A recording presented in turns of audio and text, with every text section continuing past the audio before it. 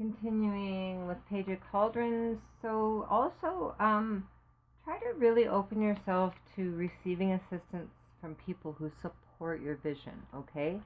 So don't be sharing your ideas about your new things that you're discovering with people who are going to basically put them down or try to discourage you in any way. Do not drain your cup. Again, right? There he is protecting that cup. Just hold on to that. Keep it nice and safe. You will have plenty to share with people who are not trying to spill it all over the ground on you, okay? So just be conscious of that. Cups also represent passion, by the way. So what are you passionate about? That could obviously mean love, yes, and romance and all that great stuff.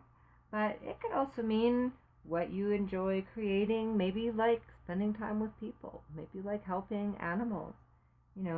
Follow your emotions. Again, it's that intuition thing. These are the building blocks of your new reality.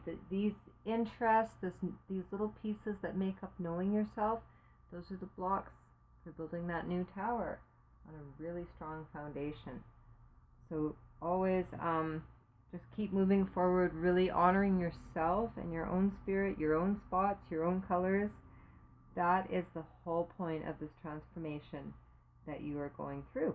So I pulled, two cards kind of jumped out with the Page of Cauldrons.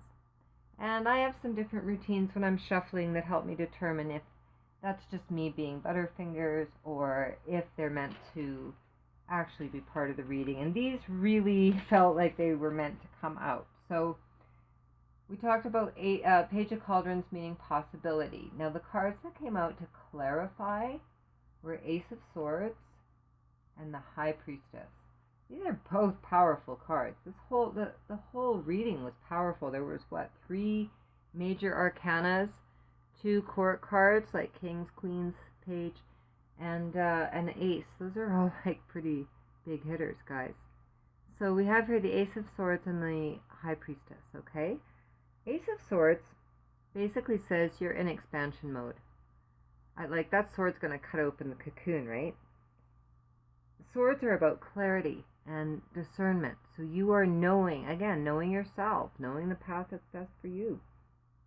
The Ace, aces are beginning. So that's the divine spark. You are either beginning to know yourself or beginning to put into action the understanding you have of your own nature.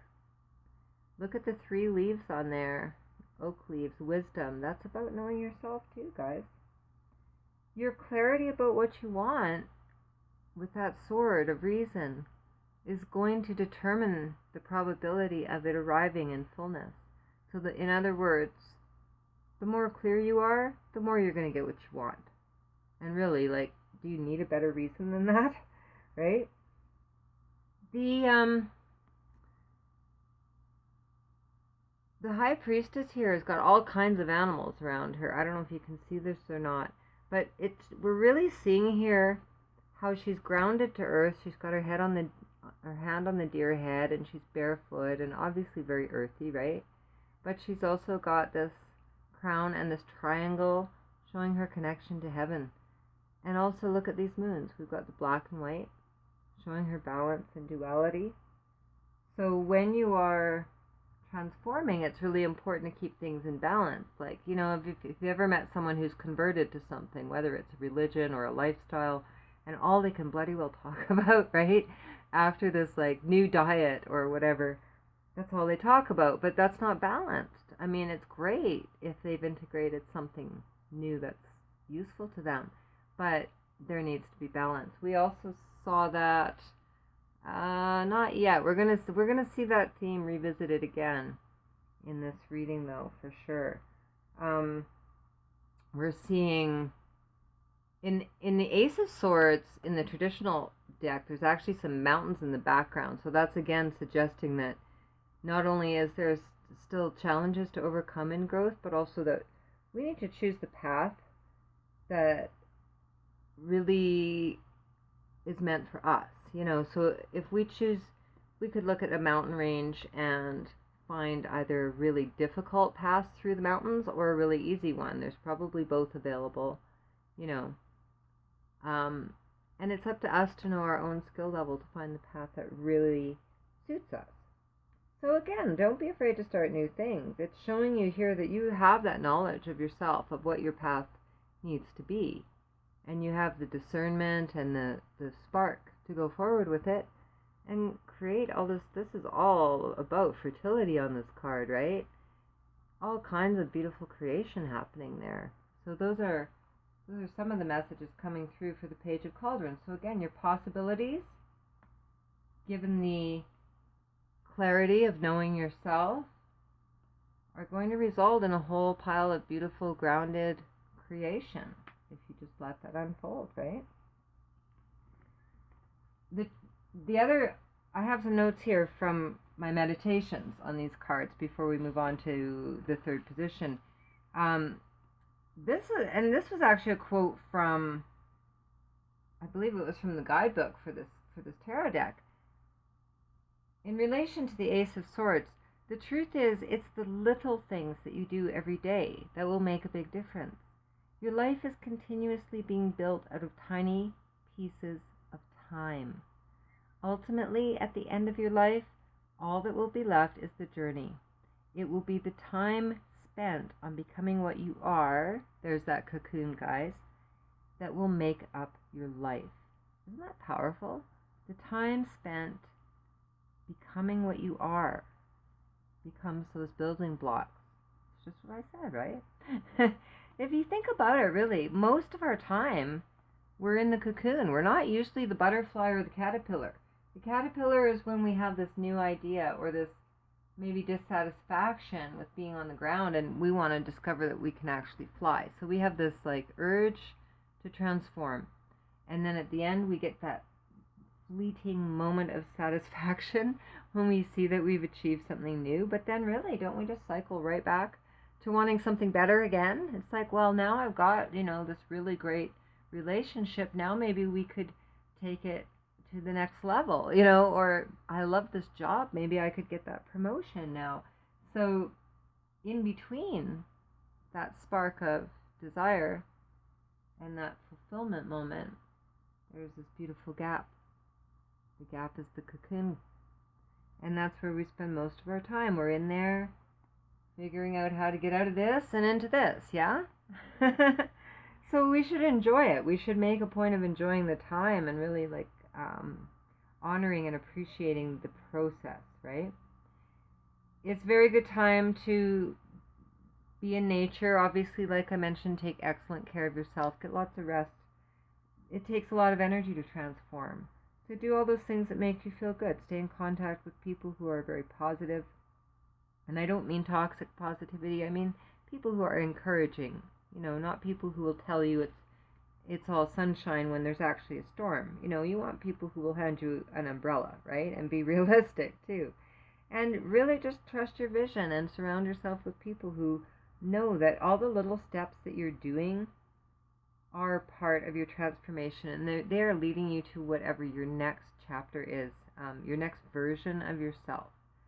We are always leveling up to next version. Today version of myself is going to be different than tomorrow version of myself, right?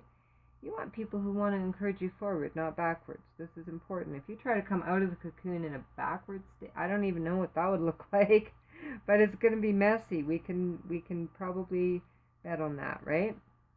Remember, power is a two-edged sword, is something that Ace of Swords wants to remind you. So just as you can cut out bad things, you can cut out good things by not allowing yourself to have them, okay? So consider all the angles and move forward with pure intentions for your own wellness and for the best possible outcome for those around you. If you really embrace that mindset, and I don't even need the cards to tell you that, this is just a universal truth. If you embrace the mindset that your actions are intended to have the best outcome for all involved, not just you, guys, and not just others either. That's important, okay? But that mindset will move your manifestations forward happier than just about anything, honestly.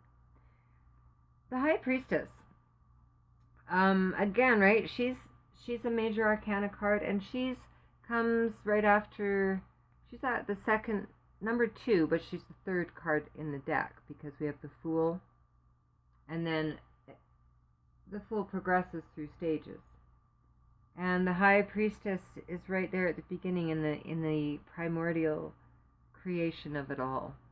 Okay? The Fool, of course, if you're not familiar, is the card with the character that's about to step off a cliff, looking very unconcerned about it all, because the Fool knows that they're going to learn to fly, or they're going to land safely, you know? So it's that willingness, again, to really step into the unknown, embrace the new, that allows us to start creating like the High Priestess, really seeing things move into form. I felt like the reason 2 cards came out here was kind of to emphasize the importance of balance again. You know, that was another way of that message coming through. And you see that balance in the black and white here, masculine, feminine energies. And that's not gender specific, okay, when I use those terms. That's about energy. So passive or active, and receptive versus giving, that kind of attribute, all right? And we talked about how she's balanced between heaven and earth as well. So I was reminded also, in Rider-Waite card, there's pomegranates on this card, and this was making me think of Persephone. And if you're familiar with a bit of mythology, Persephone took a bite of a pomegranate when she was in the underworld, and then she had to travel back and forth and live half of her year in the world and then half in the underworld. And isn't that kind of like the cocoon, right? It's like where we go to discover the inner mysteries and then come out and really celebrate them out in the sunshine of summer. So our strength is really in transforming gently and in the right, in our own season, supporting our own growth. Really move easily between your realms. You can stand in all your places of power. When you're in the cocoon, there's that suggestion that you're drawing on your old wisdom, but only what's still useful to you, right?